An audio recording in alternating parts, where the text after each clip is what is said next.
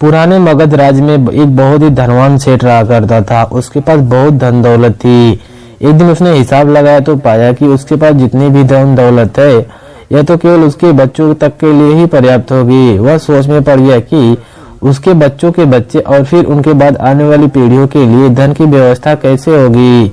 धन के अभाव में तो उनका जीवन बहुत ही मुश्किल हो जाएगा। इसी बात के बारे में सोच सोचकर बहुत ही वह चिंतित रहने लगा। लेकिन उन्हीं दिनों महात्मा गौतम बुद्ध राज में पधारे हुए थे। तभी उससे किसी ने बताया कि तुम गौतम बुद्ध की शरण में जाओ, वह तुम्हारी चिंताओं का समाधान अवश्य कर देंगे। वह इंसान गौतम बुद्ध के पास जाता है और उनसे कहता है कि हे बुद्ध जी, मैं चाहता हूँ कि मेरे पास इतना धन हो जो कि मेरे बच्चे, उनके बाद उनके बच्चे और फिर उनके बच्चे इसी तरीके से अगली पीढ़ी तक मेरे धन का उपयोग करते रहे और मेरा धन समाप्त ना हो। गौतम बुद्ध मुस्कुराए और बोले कि बिल्कुल ऐसा ही होगा, लेकिन उससे पहले तुम इस नगर के बाहर वाली झोपड़ी में रहने वाली परिवार को एक दिन के खाने की सामग्री देकर आओ। यह सुन सेठ बहुत ही खुश होता है और तुरंत ही एक दिन के खाने की सामग्री से भरा थैला लेकर नगर के बाहर वाली कुटिया में पहुंच गया। वह जैसे ही कुटिया के अंदर गया तो उसने देखा कि कुटिया के अंदर एक बूढ़ी सास और उसकी जवान बहू है। बूढ़ी औरत बैठकर ध्यान कर रही थी और उसकी बहू रसोई में खाना पका रही थी। सेठ ने बहू की तरफ देखकर खाने की सामग्री का थैला आगे बढ़ाते हुए कहा कि मैं इस नगर का एक अमीर इंसान हूँ और तुम्हारे परिवार के लिए एक दिन खाने का राशन लेकर आया हूँ, इसे रख लो। यह सुन बहू मना करते हुए कहती है कि नहीं, आज के लिए हमारे पास राशन उपलब्ध है। सेठ ने कहा अच्छा ठीक है, आप कल के लिए इसको रख लो। फिर उस औरत ने कहा माफ करें, लेकिन हम अगले दिन के लिए भी इकट्ठा करके राशन नहीं रखते, हम रोज खाने के लिए व्यवस्था करते रहते हैं। यह सुन सेठ ने कहा कि एक यह लोग हैं जो कि अपना खाना कल के लिए इकट्ठा नहीं करते हैं और एक मैं हूँ जो अपनी आने वाली पीढ़ियों के लिए धन इकट्ठा करने की चिंता में मरे जा रहा हूँ। अब उसको यह समझ में आ चुका था कि आखिर गौतम बुद्ध ने उसे नगर के बाहर वाली इस कुटिया में क्यों भेजा था। अगले दिन सुबह होते ही फिर वह सेठ गौतम बुद्ध के पास पहुंच जाता है और उनसे बोलता है आप जो मुझे समझाना चाहते थे अब वह मैं समझ चुका हूँ, लेकिन क्या आप मुझे थोड़ा विस्तार से बताएंगे कि चिंता होती क्या है, यह कैसे पैदा होती है, इसका निवारण क्या है। गौतम बुद्ध ने कहा कल के लिए की जाने वाली चिंता हमारे कल को बदले या ना बदले, लेकिन वह हमारी आज की खुशी को जरूर छीन लेती है। चिंता एक ऐसी मानसिक बीमारी है जो हमारे मन से हर तरह की खुशी छीन लेती है और इसे नीरस बना देती है। असल में चिंता का कोई वास्तविक अस्तित्व नहीं होता। चिंता एक ऐसा भाव है, ऐसा विचार है जो आने वाले भविष्य के डर से पैदा होती है। जिन चीजों के ऊपर हमारा कोई नियंत्रण नहीं होता, जिनके लिए हम कुछ भी नहीं कर सकते, उन चीजों के बारे में बार बार सोचना ही तो चिंता है। गौतम बुद्ध ने आगे कहा जरा एक बात गहराई से सोचकर देखो कि जिन चीजों में तुम्हारा बिल्कुल भी नियंत्रण नहीं है, जिन्हें तुम चाहकर भी नहीं बदल सकते, अगर उन चीजों के बारे में पूरे दिन ना भी सोचो तो क्या बिगड़ जाएगा। यह सुन उस इंसान ने कहा बुद्ध, तो आपके कहने का अर्थ यह है कि हम किसी भी चीज या घटना के बारे में सोचना ही छोड़ दें। बुद्ध ने कहा जीवन में जो भी समस्या है या फिर आने वाली है उसके बारे में विचार करके उसका समाधान निकालना यह तो हमारे बुद्धि का धर्म ही है, लेकिन उसी समस्या के बारे में निरंतर लगातार बार बार सोचना यह एक मानसिक बीमारी होती है। जब हमारा दिमाग किसी एक घटना, किसी एक विचार में अटक जाता है, फिर उस व्यक्ति का दिन उसी चीज में ठहर कर रह जाता है, तो ऐसा विचार हमारे जीवन में सारी खुशियां, सारा आनंद छीन लेता है।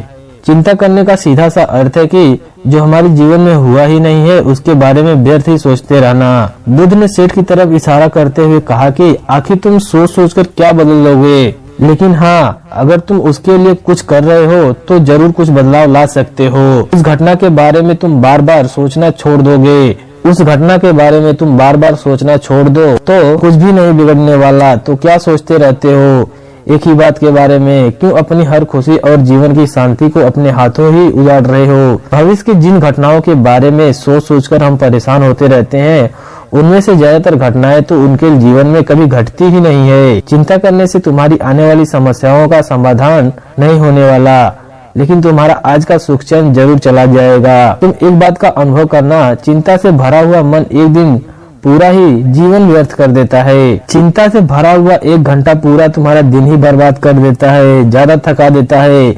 जब कोई अपनी घटना वास्तविक जीवन में घट जाती है तो वह हमें इतना दुख नहीं देती जितना हमने उसके बारे में मन में सोच सोच कर खुद को दुखी किया होता है। सेठ ने गौतम बुद्ध से पूछा कि तथागत आपके अनुसार जीवन जीने का सही तरीका क्या है। बुद्ध ने कहा, बीते हुए कल का दूसरा नाम है पश्चाताप, उदासी, और भविष्य का दूसरा नाम है संघर्ष। अगर आज हमारे मन में कोई इच्छा है और वह पूरी नहीं होती है तो मन भविष्य की योजनाएं बनाता है। भविष्य में सारी इच्छाएं पूरी होंगी ऐसा सोचने लगता है, लेकिन जीवन ना तो भविष्य में है, जीवन तो इस पल का नाम है, अर्थात इस पल का अनुभव ही इस जीवन का अनुभव है। और यह सब हम जानते हुए भी इस सत्य से अनजान बने रहते हैं, या तो बीते हुए समय की यादों में खोए रहते हैं या आने वाले समय की योजनाएं बनाते रहते हैं और हमारा जीवन बीत जाता है। सिर्फ एक सत्य अगर हम अपने अंदर उतार लें कि ना तो हम बीते हुए कल को बदल सकते हैं और ना ही हम आने वाले भविष्य को देख सकते हैं, हम तो केवल पूरे धैर्य और साहस के साथ भविष्य का स्वागत कर सकते हैं, उसे स्वीकार कर सकते हैं। तो क्या ऐसा करने से हमारे जीवन का हर क्षण जीवन से नहीं भर जाएगा? सेठ ने कहा, बुद्ध आप तो बात सही कह रहे हैं, लेकिन कितनी भी कोशिश कर लो चिंता तो होती ही है, ज्यादा नहीं तो घर परिवार के बारे में चिंता रहती है। बुद्ध ने कहा, चिंता रहना एक स्वाभाविक लक्षण है, लेकिन उस चिंता को चिंतन में बदलना हमारा काम है।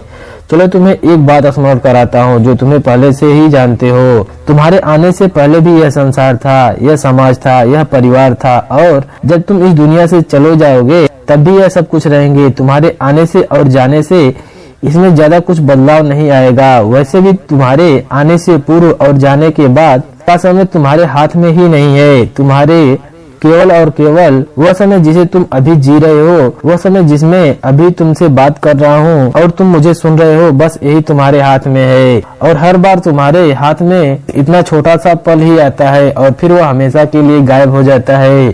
तो तुम इस पल को क्या करोगे? चिंता करके इसे बर्बाद करोगे? मैं तो यही कहूँगा कि हर इंसान को चिंतन करना चाहिए, चिंतन करना चाहिए इस बात का कि कैसे इस समय को अधिक से अधिक उपयोगी बनाया जा सकता है, कैसे अधिक से अधिक हम महान कार्य कर सकते हैं, कैसे हम सब में आनंद बांट सकते हैं। ध्यान रखना कि चिंता इंसान को उसकी चिता तक ले जाती है और चिंतन उसके मन को कुंदन बना देता है। सेठ ने कहा बुद्ध से, मैं आपकी जो बात कह रहे हैं वो मैं समझ गया हूँ। हमें जीवन को ज्यादा गंभीरता से लेकर इसे पूरी ऊर्जा और आनंद के साथ वर्तमान में जीने की कोशिश करनी चाहिए। फिर आगे सेठ ने बुद्ध से पूछा, लेकिन बुद्ध अगर इंसान चिंता से घिर चुका है तो इससे वो बाहर कैसे आ सकता है? गौतम बुद्ध ने कहा, क्या तुम कभी किसी बड़ी सुरंग से बाहर निकले हो? वह कितना भयानक अंधकार होता है सुरंग के अंदर। हमेशा ही डर लगा रहता है कि अगर इसके अंदर फंस गए तो हमारा क्या होगा, हम कैसे बाहर निकलेंगे सुरंग से। लेकिन ध्यान से देखें, सुरंग चाहे कितनी भी बड़ी क्यों ना हो, बड़ी सुरंग के दूसरे किनारे पर हमेशा प्रकाश ही होता है और उस प्रकाश तक पहुंचने के लिए और वही उस प्रकाश तक पहुंच पाता है जो पूरी सुरंग को पार करके स्वयं को दूसरे द्वार तक ले जाता है। और ठीक इसी प्रकार हमारे जीवन में कई बार हम लोग खुद को निराशा और चिंता की काली सुरंगे में फंसा लेते हैं, जहां से बाहर जाने का रास्ता ही नजर नहीं आता और ऐसा लगने लगता है कि यह जीवन ऐसे ही में ही समाप्त हो जाएगा। लेकिन ऐसी परिस्थिति में ठीक उस सुरंग की भांति इस निराशा और चिंता को समाप्त करने वाला आशा का प्रकाश उसे मिलता ही है, जो निरंतर आगे बढ़ता रहता है, जो लगातार प्रयत्न करता रहता है। इसीलिए अगर तुम्हारे जीवन में कभी भी उदासी और चिंता का पल आए तो रुकना मत। अब तक वह सेठ गौतम बुद्ध की बातें समझ चुका था। गौतम बुद्ध ने उस व्यक्ति से कहा कि मैं तुम्हें 5 ऐसी बातें बताने जा रहा हूँ जिसको आप अपने जीवन में अनुसरण करते हैं, अपने जीवन में आने वाली चिंताओं और परेशानियों को आसानी से उसकी वजह से दूर कर पाएंगे। पहली सीख है वह यह है कि अपने जीवन को ज्यादा गंभीरता से लेना छोड़ दें कि यह हो गया तो क्या होगा, वह हो गया तो क्या होगा। कुछ भी नहीं होगा। अगर कुछ भी हो गया तो आप उस परिस्थिति के अनुसार कोई ना कोई रास्ता निकाल लेंगे। इस पृथ्वी को ब्रह्मांड में बने हुए 450 करोड़ वर्ष पूरे हो चुके हैं, इसलिए हर रोज खुद से यह बोलिए कि मुझे सिर्फ जिंदा नहीं रहना बल्कि जीना भी है। दूसरी सीख यह है कि हर छोटी छोटी बातों के लिए चिंता करना छोड़ दें। जैसे छोटा मोटा पैसे का लॉस हो गया तो उसकी चिंता करना, बहुत सी सारी चिंताएं होती हैं जिन्हें आपको छोड़ देना चाहिए। जरा एक बार सोचकर देखिए कि जिस दिन आप अपनी आखिरी सांसें गिन रहे होंगे, क्या तब भी यह सारी परेशानियां आपको उतनी ही बड़ी लगेंगी जितनी कि आज लग रही हैं? नहीं ना। तब उस दिन यह सारी परेशानियां जो कि आज आपको पहाड़ जैसी लग रही हैं, एक छोटे से कण से भी छोटी लगेंगी। इसलिए हर छोटी बात के लिए चिंता करना छोड़ दे। तीसरी सीख, यह बात हमेशा याद रखें कि जीवन बहुत छोटा है। आप आज अभी और इसी पल भी मर सकते हैं। हम हर बात की चिंता इसलिए करते हैं क्योंकि हमें लगता है कि हमारे पास बहुत समय है, बहुत सालों तक जिंदा रहेंगे। मरते तो दूसरे लोग हैं। चिंता करने से कोई भी मतलब नहीं है। हो सकता है आज का दिन मेरा आखिरी दिन हो। चौथी सीख, आप यह अभी स्वीकार कर लें कि इस दुनिया में कोई भी परफेक्ट नहीं होता, इसलिए लोगों को माफ करना सीखें। इस दुनिया में ईश्वर ने जो भी बनाया है वह बहुत ही खूबसूरत है। अगर उसमें अच्छाई नहीं देख पा रहे हो तो इसका मतलब यह नहीं कि वह चीजें खराब है, बल्कि इसका मतलब यह है कि अभी तक आप इतने मैच्योर नहीं हुए हो कि हम उस चीज में अच्छाई देख सकें। और पांचवी सीख, लोगों की मदद करिए बिना उन्हें बताए। हमारे द्वारा सुनाई गई कहानी आप लोगों को कैसी लगी कमेंट सेक्शन में जरूर बताइए। ऐसे ही और वीडियो देखने के लिए हमारे चैनल को जरूर सब्सक्राइब कीजिए। अगर आप हमारे इस वीडियो को फेसबुक पेज पर देख रहे हैं, पेज को प्लीज फॉलो कीजिए।